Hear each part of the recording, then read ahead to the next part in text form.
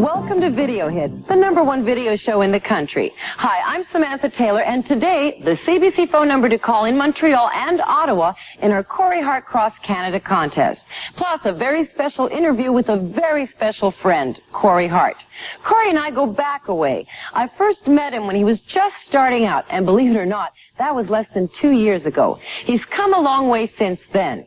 I was one of the first to interview him on a television show outside of his hometown in Montreal.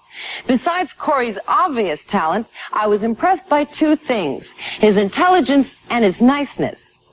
But I was even more surprised when a short time later, Corey called me from Kansas City to thank me for the interview and for supporting his album First Offense, which was just breaking in the U.S. But that's Corey, and success hasn't changed him. He remembers and thanks those who've helped him. He dislikes the trappings of rock stardom, preferring to live simply, and he's had the same girlfriend for the last 4 years. In short, a great talent, a great guy. And you're going to meet him right after this on Video Hits. Video Hits and Corey Hart. We got together just as his incredibly successful cross-Canada tour was getting underway. I began the interview by asking him how he got started in the business. Well, I think the best way for me to answer that is I've always wanted to be a singer-songwriter. It's just been my dream from when I was real young, and I always believed in doing that. And I just worked every day at trying to get in a position to be able to get a recording contract and tour and everything that's associated with being a performer. Corey, you met quite a few people on your way up, and you work with them, like Paul Anka and the sax player for Billy Joel. Tell me about him. Well, yeah, you meet a lot of people, and I think that's very important to go out and pursue your career vigorously and not sort of take a lackadaisical attitude about it. And so part of the thing that I did was I try to get my music heard by as many people as possible. Corey, in past interviews, you said that you believe yourself to be more of a songwriter than anything else. Do you still feel that way? Well, songwriting is very important to me, and it was what really propelled me to get into the industries, because when I started writing songs, I felt that I was really expressing myself the way I wanted to, and I think that it's probably one of the best ways for me to let out a lot of things inside me. The World Music Festival in Japan was a major turning point in your career. Tell us how you got involved in it. Well, that came about, I was reading through a Billboard magazine, and they had an ad for the song festival in Tokyo, and it was you would submit your songs, your record company would submit your song, and at that time I was trying to get my music heard, so I filled out the form on my own and sent in some songs, and I was fortunate enough to be selected to go over there and participate in. You were pretty young when you entered that, and who was your record company? Well, good question. I didn't have a record company. I made up one because they wouldn't have looked at my files. They wouldn't have even listened to the music had I not been associated with a record company.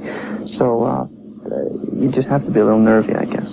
The first time I met you was well over a year ago, and you were going across Canada on your promotional tour, not playing. I thought your album was great, but I know that you had trouble getting airplay in Canada. Why? There's no real reason why something doesn't happen right away. There are a lot of contributing factors. In Canada, I'm really proud of being Canadian, and it's important. It was always very important to me to have my music recognized in this country and to be supported here. And it didn't happen in the first couple months, and I was sort of disheartened by it. But it's just phenomenal now. The response that Canadian fans and radio and the press have given me is just overwhelming. Did it bother you that the record was picked up faster and it became more of a success in the U.S. before Canada? I mean, it's tough to make it in America. Everyone knows that. And when immediately the response to my album and record in the United States was so fast, it took me by surprise. And so I wasn't upset. Obviously I wasn't upset comparing the two countries, but I think it opened the door for people to give me a second look in Canada, and it seems that they've liked what they've seen the second time around. Corey, you went out and did something very unusual. At a young age, you went out and approached the record companies yourself. How did you do it? Well, I had a package of some songs, and I always believed that I was turned down by a lot of record companies, and it was because other people were representing me.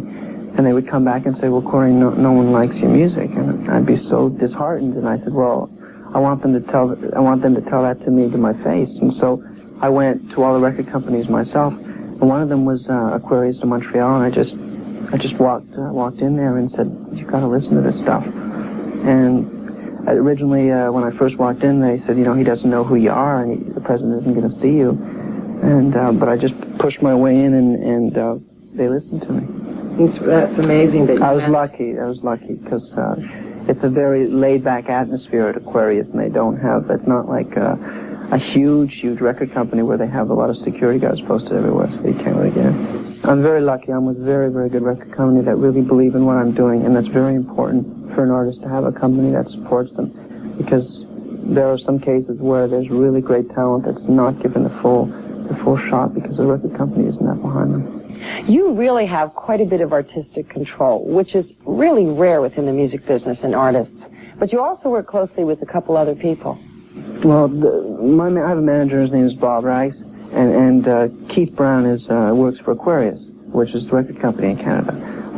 I just believe that you should associate yourself with people that are an extension of where you want to go, and we work very closely together, and it's important. One of the reasons I signed with Aquarius was that they were going to give me that freedom to do things that I felt innately very strongly about, and they have given me that freedom, and I mean, I don't have full reign to do whatever I like. There's a mutual respect between us, but yeah, I mean, I don't see myself being able to really operate in a situation where I'm being told what to do all the time. It would be very frustrating, and I wouldn't be able to do very well.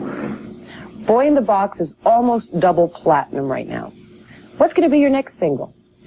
Boy in the Box will be the next single, and I'll probably release a track called Everything in My Heart as well. Tell me what Boy in the Box is all about. Well, Boy in the Box is really about anyone, and it deals with the people that feel pressured and trapped in whatever they're going through in their lives at a particular incident time.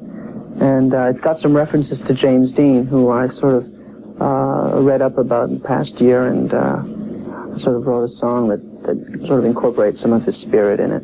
But it really is just about anyone that sort of rebels against being trapped and enclosed, and that's the way I feel sometimes.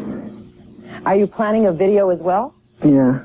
I'm going to try and do it in Canada. I've done all 3 of my videos in Canada with Rob Courtley, and it's sort of a bit of a tradition, and I'd like to keep it going, because everyone always looks at the videos overseas. And I was in Australia, and they said, well, where'd you shoot that, in Los Angeles or New York? I said, no, it was done in Toronto, Canada. They do videos there, too. Do you think you could have made it without a video? Well, I think videos are, a real important part of the business right now, and I think that they could be catalysts in breaking through some barriers. A lot of bands have succeeded because of having a strong video, and then people will listen to their music. And I really believe that music is what is the driving force, and that should always be what dictates people's interest in artists and bands. But if you have a good video, I see nothing wrong with that. And yeah, I think that my videos have helped me, but I don't think that they were the sole reason. I think it was the package. Have you ever thought of taking it one step further and going into acting as a profession? It's something that I would definitely not rule out, but I've always written stories, and I'd like to, prior to even writing music, I was writing stories, and it's something that I'd probably like to try and do, is write a screenplay, or write an attempt at writing a screenplay and present it to some people and maybe do something in that capacity. But I may end up doing some film, but music is my love, and well, it would never take second place to anything. I'll be right back with the CBC telephone numbers to call in Montreal and Ottawa in our Corey Hart Cross Canada contest, and more from Corey Hart. Next on Video Hits. For his childhood, he and his family lived outside of Canada. I began part 2 of our interview by asking him where he lived. Well, we moved to Spain when I was 4, and we spent 4 years there, and then I moved back to Mexico after that. So other than that, I've been in Canada. Do you speak any languages? Yeah, I speak Spanish. Actually, my Spanish was stronger than my English when I was about 10 years old, because my whole schooling was done in Spanish. You traveled around so much, Corey. Wasn't it hard to make friends?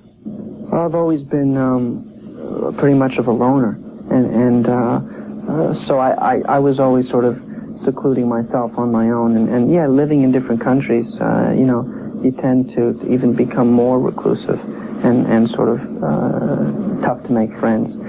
So yeah, I got picked on quite a bit. I know one of your good friends is your mom, Mindy, and I get quite a bit of mail over at Video Hits from kids that want to know who Mindy is. Can you tell us a little bit about her?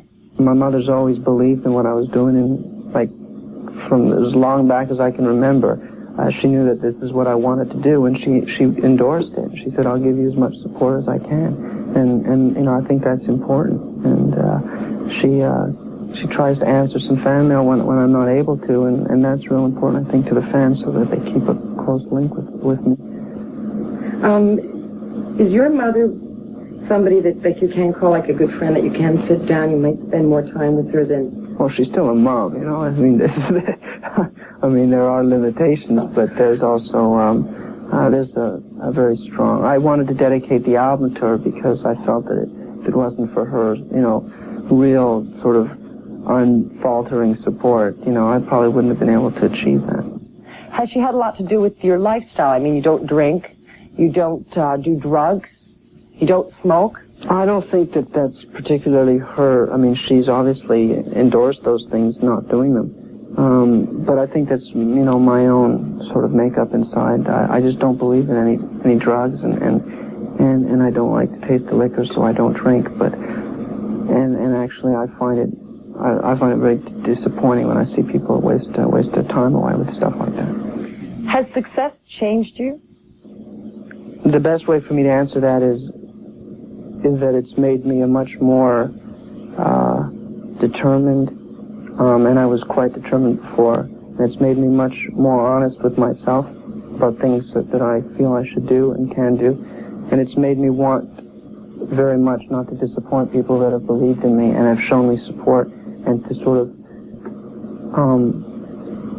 live up to the expectations that people have of me now. I think that's something that I tried to do really strongly on this next album, was put out a record that my fans would be pleased with, and one that would show them that I care about what I'm doing and I take seriously, and I appreciate them doing the same with what I do. How do you feel about your fans?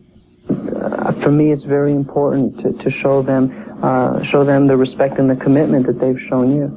Because without fan support, I mean, it really blows me away when I, you know, see kids waiting, you know, 2 nights to buy tickets to a show, and they get the best seats, and then they wear all my pins and things and merchandise. It's just, it really moves me, and it makes me feel real special.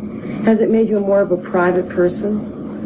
Well, I can't do as many things as I had before because people seem to recognize me now, which is real strange, but that's part of it, you know. And I'm always working, so I haven't been living in a situation where, you know, I go grocery shopping every day. What about personal relationships? Why don't you listen to a track on the album called Eurasian Eyes, and that'll probably best answer it more eloquently than I could right now.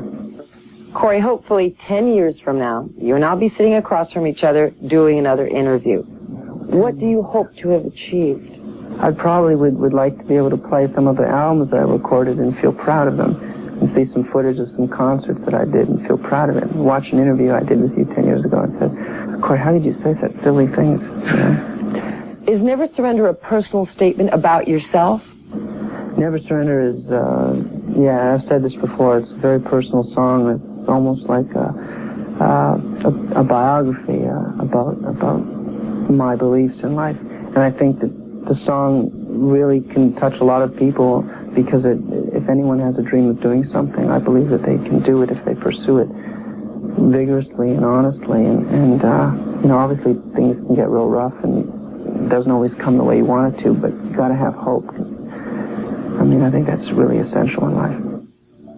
Corey Hart, thank you very much.